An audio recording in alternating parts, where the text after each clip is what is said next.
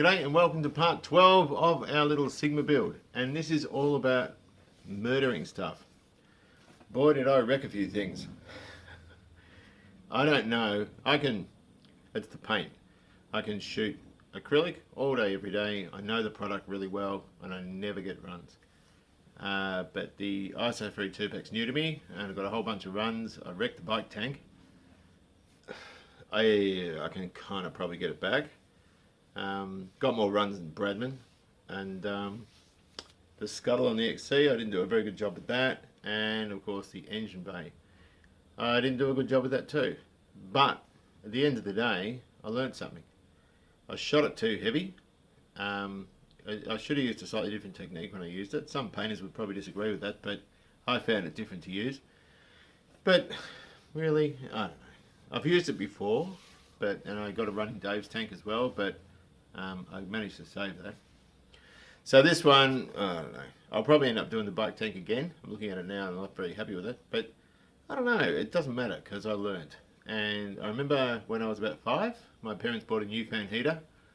And brand new, and I pulled it apart and completely wrecked it because the worst mistake my father ever made was showing me how to use a screwdriver when I was little. And he came home and looked at it and I was in a flat panic and he said, "Did you learn something?" I said, "Yep." And then he goes, "It's all right then." So that's kinesthetic learning by doing. You can get all the advice you want on how to do something, but you're really only going to know about it when you start to do it. And that's what I found with this. So it really is all good. So we finished the seats, front seats, and again, they're not much good, but they're comfortable and they're more supportive and better padded. So we finished that and start fitting out the engine bay, and I've got the carpets coming soon, and also the power steering kit I'm going to pick up next weekend. So I'm pretty happy with that too. So it's all moving. The XC's boot I cut the rust out of. That is in very good shape, even though it's a bit ripply. That's not going to be a hard thing to finish either. So is there anything else I need to say? When I did the paint yesterday, I jumped online to the live feed. Thanks to everyone that showed up with that. And I was just waiting for the paint to sort of go off, and So anyway, look, without crapping on too much more, I hope you enjoy. Right, it's got our 2 front cushions here. As you see them in the car, this is the passengers and the drivers. The driver's foam is broken away here. That's where you get into the car, and you're going to see evidence of that here. So what I want to do, the passenger one's not that great either in that it's got a split down there as well. But it is in better condition overall. So down there, for example, is good. So what I want to do is swap these 2 foams over so that they're in better condition on the boarding edge. Although the passenger one probably won't be after we put that in, because this is broken away here. But I'm going to flip them upside down and take the foam off first. I'm not going to spend too much time doing this, but I just thought it'd be a good idea to tackle it. I flirted with the idea of going back to the Wrecker and going back to that red car. The issue is that's been damp inside and it's the same age, so I might be sort of labouring under a misapprehension if I go and take that out. So I'm going to just remove these first and have a look. As I said, I know you've been probably a bit sick of seats now because I've been doing them in the last chapter, but I do think it's worthy of cover, pardon the pun, or worth covering it, if we have a problem that might be able to help other people. So these should just peel away, and this will give me a chance to have a look at the frame integrity, which looks jolly good. There's no issue with that at all. We can probably tighten that up a bit, and of course it also gives us the chance to have a look at the foam. Glue it together where we can, and maybe even, because it's been slipping down past the springs, and I think the Hessian might help that. So what I might do, I might cut some out. I might double layer it too, because we got quite a lot. This was $10. So if I glue down one piece and have another support piece underneath it, that may well help. Then $3.70.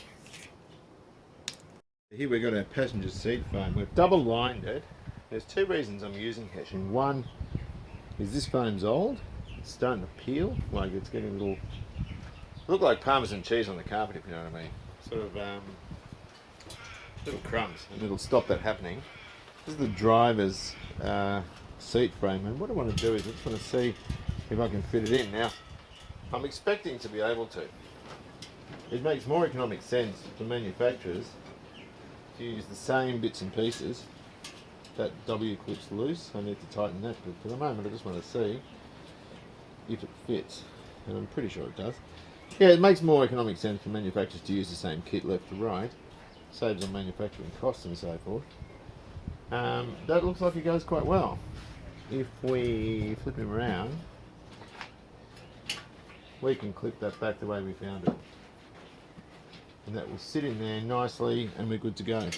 All the seat hinge or recliner mechanisms are there, as well as the pivot.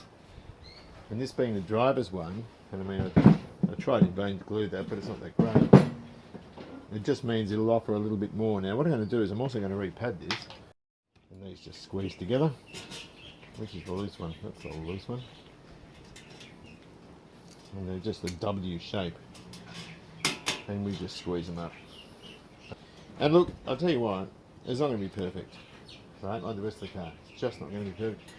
The material's very old, or the fabric's very old, and I just want to improve the integrity of the seat a little bit, just so that when I sit in it, it doesn't feel like it's sacked out or it's going to fall or anything like that. So what I'm doing is I'm just measuring out panels. That's 300 by 300, and I've just done two. It's just the text to mark, 230, I think that's 300 by 230, that's for the front, with the idea of fitting it so that seams can fit down and listings can fit down.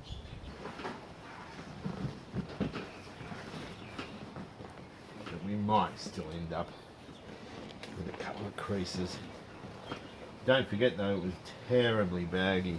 You'll line up holes like this, but I'd almost sooner a couple of creases than all that loose fabric on top. And I'll be back in a moment. Well, they're not perfect. In fact, I'm a little bit disappointed, but oh, we can't see down there. But you know what? It's going to be fine. It's not too bad. I don't want to rub them too hard because I've got dirty hands. You can see there's still a little bit of loose fabric. I can work it around a bit. They're just sitting in here for now. I've ordered a carpet for it, but you know, it's not mint, but what do? It's also fine. Now, blocked up holes down here with a welder. So there's still pitting down there, but there's not holes anymore. And now it's time to have a look at this patch. Right, so here is the guard that we need to repair. What's really good is that the structure there is sound, but not even an inch away, I've got all this, and that's all got to come off. So the other side was pretty bad as well. A little bit better, but not too much better. It's actually got another bit of metal glued in behind, and some filler has fallen out of here. It was smashed in with filler and then bogged over. And that's never going to work because it just means water can't get away. So that was from the other side. This one's completely gone. Let's break that off.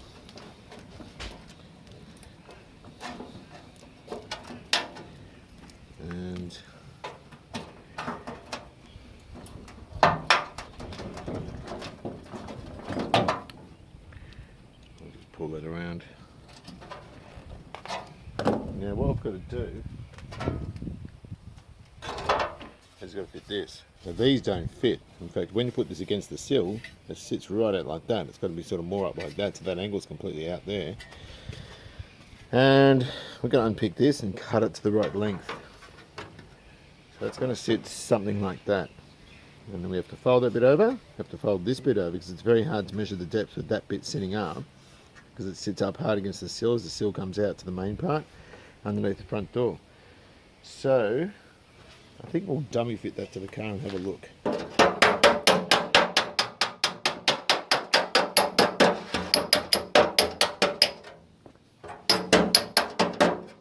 Get into some sort of shape. Now one of the things that worried me about this car when I got it in the first video, I noticed that is the door was sitting proud. And the shut line's further back from this seam alright, but this one was right out, and I thought there was a problem with the door, but it's a problem with the guard, because when they glued the bottom on, this had absolutely no structure. It should have been out like that. But there's nothing at the bottom, so of course it fell in, and that's the way they did it. So that would have been all sorts of, or had all sorts of wind noise. So we need to make sure when we start popping on that rear section that we have it sitting flush like that. Now here's the next issue. This guard is sitting too flat. Where it's like that it's fine, but you can see here how far out it is. It's actually been buckled. Now, pardon me, when we put this on, if we were to bolt that straight onto the sill, that's how it looks, which is ridiculous. So what we need to do is I'm going to take an estimation, and I'm going to make a line sort of here, and I'm going to cut all that off, just so that I can put this snugly into there and straighten that and get it somewhere where it's meant to be, because at the moment I can't even begin to imagine how to fabricate that, or at least how to fit that up. So that's what we're looking at there, somewhere around there. So I'm going to straighten this, I'm going to cut that, and I'll be in some sort of better stead. Right, well unfortunately hammer and dollering these edges here didn't give me what I wanted. There's a couple of lines here. I'm just going to pick the top one, and whatever you do, just draw an arrow so you know where you're going to cut it. You'd hate to cut there, or sorry, you would hate to cut there when you intended there and then you're too short. This is just a kind of a fit up, so I can really work out where it's supposed to be. I'm going to get a cutting disc and I'm going to cut that off. Now, on the back side of it, will be our reinforcement brace. So what I need to do is I need to grind all that off and cut along here, and then we can grind along it, just the edge, and that'll all fall off. There could be a spot weld under here though, it's quite possible there is, but we'll get the disc out and we'll start cutting.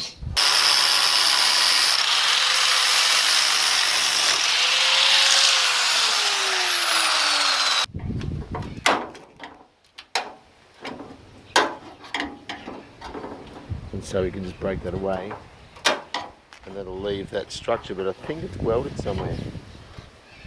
I don't know where it's welded. That seems awfully stuck. Yep, it's welded there. It's just got a spot weld there. So we'll drill that out and all that will come off. Now this is going to be in around about the vicinity where it's going to be cut a bit shorter. I've left some lead there, if you know what I mean. So it's going to fold around this part of the brace. I wrecked that bit there, but I don't care. That's alright.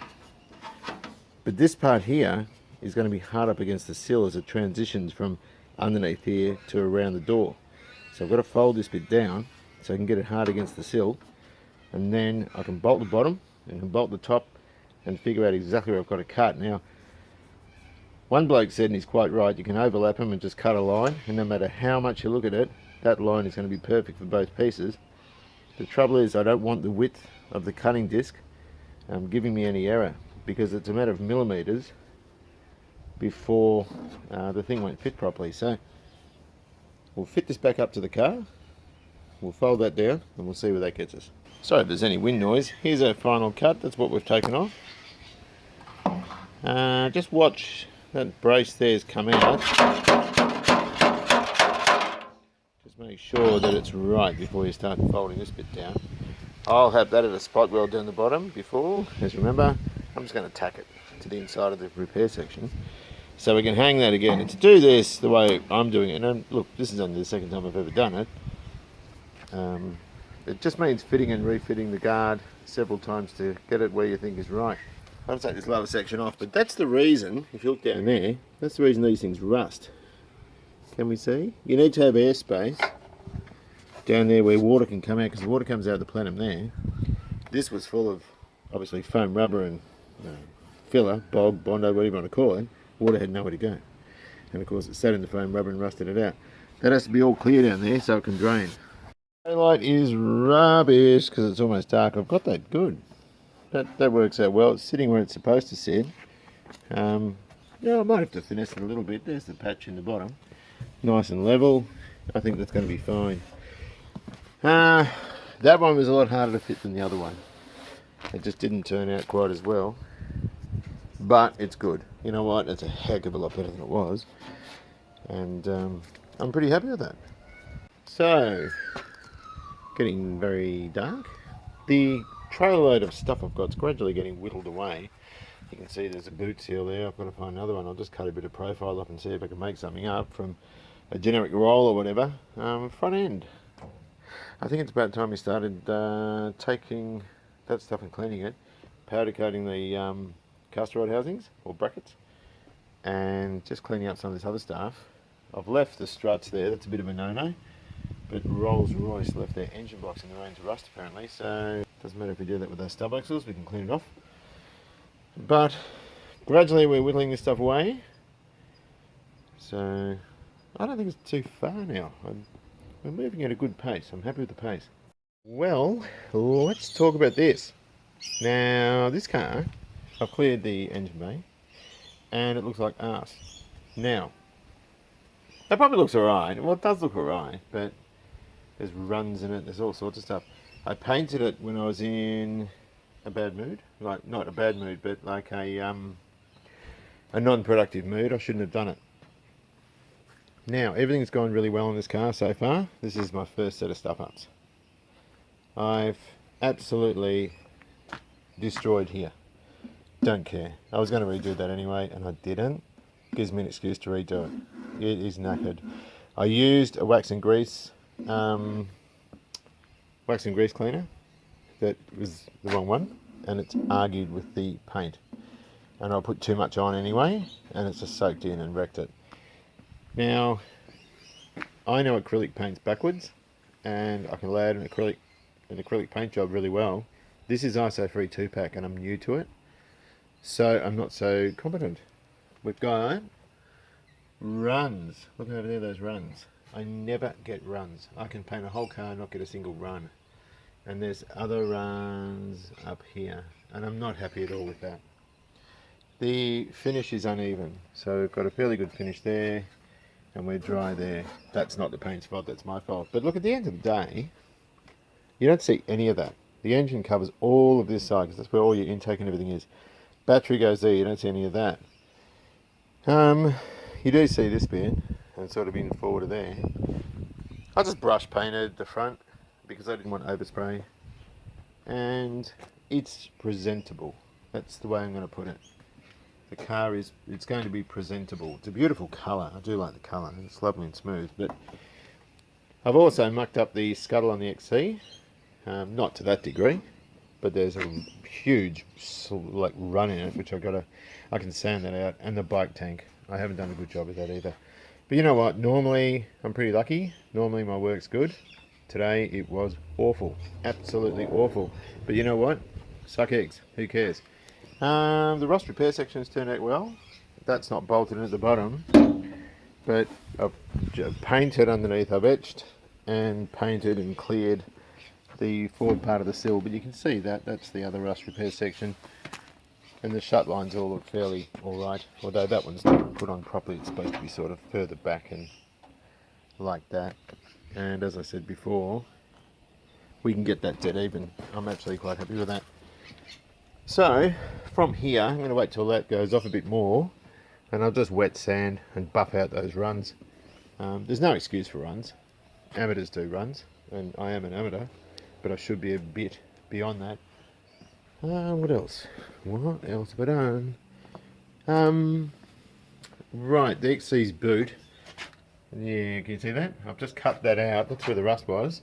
It's only surface rust on that member behind there. You can't see, the lighting's bloody awful.